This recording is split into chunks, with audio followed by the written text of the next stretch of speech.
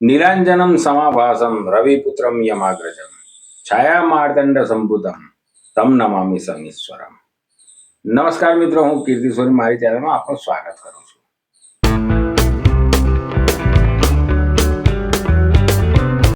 હા મિત્રો, આજે હું વાત કરવા જઈ રહ્યો છું સૂર્ય જેમના પિતા છે, છાયા જેમની માતા છે, જેમને ન્યાયના દેવતા માનવામાં આવે છે. યમુના અને મનુના એ મોટા ભાઈ છે અને જે સિંગનાપુરમાં સ્થિત છે તે મહારાજ શનિદેવ અને તેમના ધામ સિંગનાપુરની હું વાત કરવા જઈ રહ્યો છું. શનિ મહારાજ શત્રુ નથી પણ મિત્ર છે. તો મિત્રો, આજે આપણે ચર્ચા કરીશું શનિદેવ મહારાજ અને તેમના ધામ સિંગનાપુરની. તો મારી ચેનલમાં જોડાયેલા રહેજો. જો તમે ચેનલની નવી વિઝિટ કરી હોય તો વિડીયોને લાઈક અને ચેનલને સબસ્ક્રાઈબ કરી દેજો, જેથી આવનારી નોટિફિકેશન નવા વિડીયોની આપણા સુધી પહોંચતી રહે. મિત્રો, મોટે ભાગે જે શ્રદ્ધાળુઓ શિરડી દર્શન કરવા આવે છે તે શનિ સિંગનાપુર મહારાજ શનિદેવના દર્શન કરવા અવશ્ય આવે છે.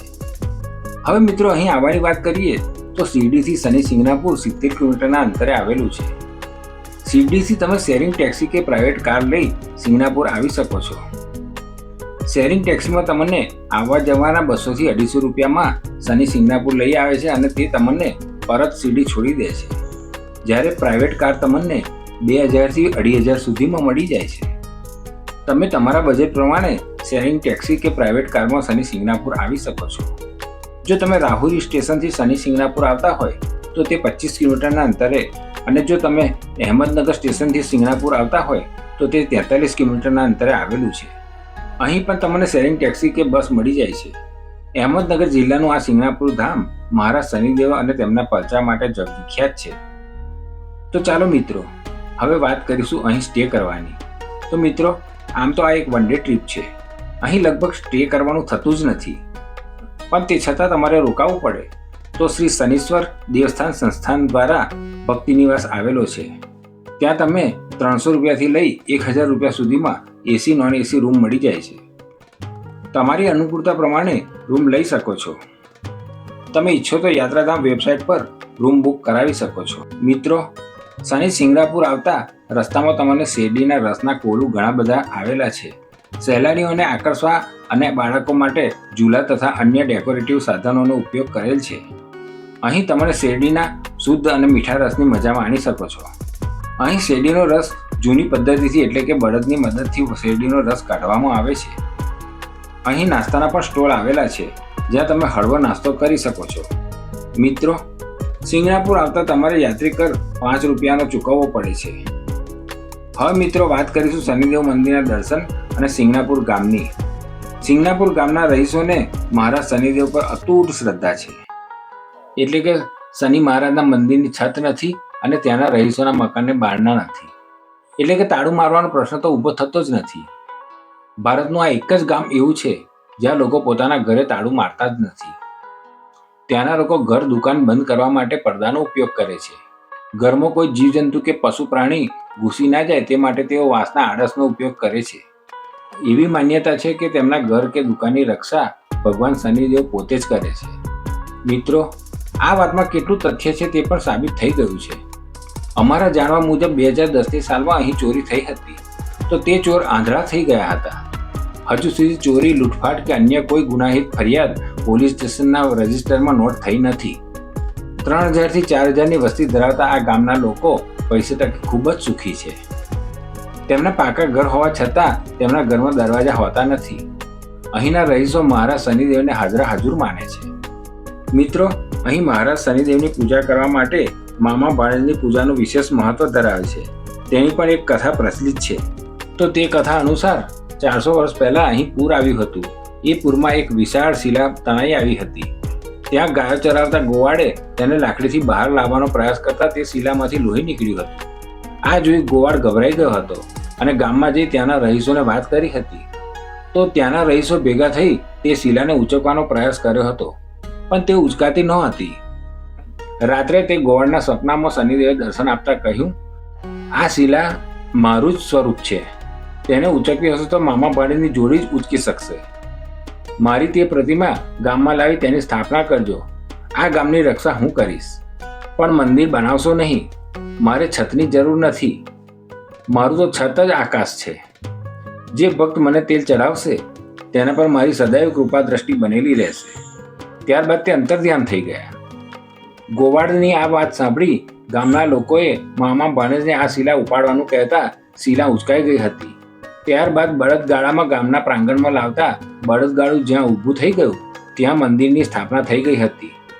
ત્યારબાદ સમય જતાં આ મંદિરનો જીર્ણોદ્ધાર કરવામાં આવ્યો હતો. એવું કહેવાય છે મિત્રો કે આ મંદિરમાં આવી જે ભક્ત મહારાજને તેલ અર્પણ કરે છે તેને શનિદેવના આશીર્વાદ પ્રાપ્ત થાય છે. મિત્રો, વાત હવે એ આવે છે કે શનિ મહારાજને તેલ કેમ અર્પણ કરવામાં આવે છે. તો તેનું રહસ્ય કદાચ તમને ખબર ના હોય તો હું તમને જણાવું છું તેનું રહસ્ય. તો આ વાતનો ઉલ્લેખ આપણા શાસ્ત્રોમાં પણ કરેલો છે. જ્યારે હનુમાન દાદા માતા સીતાની શોધમાં લંકા આવ્યા હતા ત્યારે લંકાપતિ રાવણે તેમની પૂંછ સળગાવી હતી. ત્યારે હનુમાનજીએ આવેશમાં આવી રાવણની લંકા સળગાવી દીધી હતી, એટલે કે લંકાનું દહન કર્યું હતું. તે વખતે રાવણે 9 ગ્રહોને બંધક બનાવ્યા હતા. તે ગ્રહો પૈકી શનિદેવને ઊંધા લટકાવ્યા હતા. આ વખતે હનુમાનજીએ 9 ગ્રહોને બંધન મુક્ત કર્યા હતા. શનિદેવને ઊંધા લટકતા જોઈ હનુમાનજીએ તેમને મુક્ત કર્યા હતા.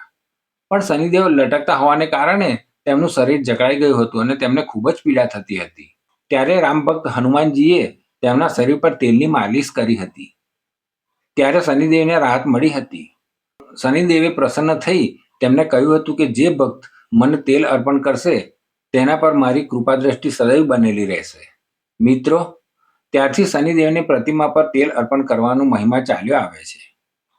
અહીં લાખો શ્રદ્ધાળુઓ તેલ અર્પણ કરે છે, પણ જો તમારે જાતે જ શિલા સ્વરૂપ પ્રતિમા પર તેલ અર્પણ કરવું હશે તો તે ભક્તને 500 રૂપિયાની કૂપન લેવી પડશે અને તેલ લેવું પડશે. પણ જો તમારે આ રૂપિયા ના ખર્ચવા હોય અને તેલ અર્પણ કરવું હોય તો તેની પણ વ્યવસ્થા મંદિર સંસ્થાન તરફથી કરવામાં આવેલી છે. અહીં તેલધારા બનાવવામાં આવેલી છે, જેની અંદર તેલ નાખવાથી તે તેલ મોટર પંપ દ્વારા શનિ મહારાજ ઉપર આવેલી જલધારા પર જાય છે અને ત્યાંથી અભિષેક થાય છે.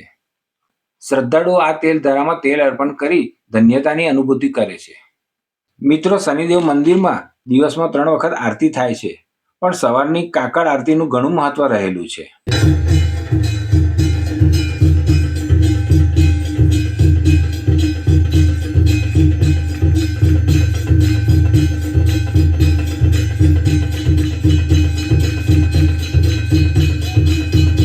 શનિ જયંતિના દિવસે આ મંદિરમાં લવરુદ્રા અભિષેક કરવામાં આવે છે. આ અભિષેકની પૂજા શનિ જયંતિના દિવસે સવારે 7 વાગે શરૂ થાય છે અને સાંજે 6 વાગે સંપન્ન થાય છે. મિત્રો, એવું પણ કહેવામાં આવે છે કે જ્યારે તમે શનિ મહારાજના દર્શન કરવા પરિસરમાંથી મંદિર જાઓ તો પાછું વળીને જોવાનું નથી. જો તમે પાછું વળીને જોશો તો તમારી જાત્રા અધૂરી ગણાશે. તમને દર્શનનું ફળ જરા પણ મળતું નથી. દર્શન કર્યા બાદ તમે પાછું વળીને જોઈ શકો છો. હવે વાત આવે છે ભોજન પ્રસાદીની. તો મિત્રો, અહીં ભોજન પ્રસાદી માટે અન્ન ક્ષેત્ર પણ ચાલે છે. ત્યાં તમે ભોજન પ્રસાદી લઈ શકો છો. ભોજનના સમયની જો વાત કરીએ તો તે સમય છે સવારે 10 વાગ્યાથી 3 વાગ્યા સુધીનો અને સાંજે 6 વાગ્યાથી 9 વાગ્યા સુધીનો. તો મિત્રો, શનિ સિંગણાપુર જજો અને શનિ મહારાજની કૃપા દ્રષ્ટિ પ્રાપ્ત કરજો. તો મિત્રો, આ હતી જાણકારી શનિ સિંગણાપુર ગામ અને શનિદેવ મહારાજની. મને આશા છે કે આ વિડીયોની જાણકારી આપણને પસંદ આવી હશે. જો જાણકારી પસંદ આવી હોય તો વિડીયોને લાઈક અને ચેનલને સબસ્ક્રાઈબ કરો. તો નવી વિડીયોની નવી જાણકારી નવા ડેસ્ટિનેશન સાથે આપણે ફરી મળીશું. અત્યારે મને રજા આપશો. તમે પણ તમારો અને તમારા પરિજનોનો ખ્યાલ રાખજો. મારો વિડીયો જોવા બદલ આપનો ખૂબ ખૂબ આભાર. નમસ્કાર. ઓમ સમ શનિશ્ચરાય નમઃ.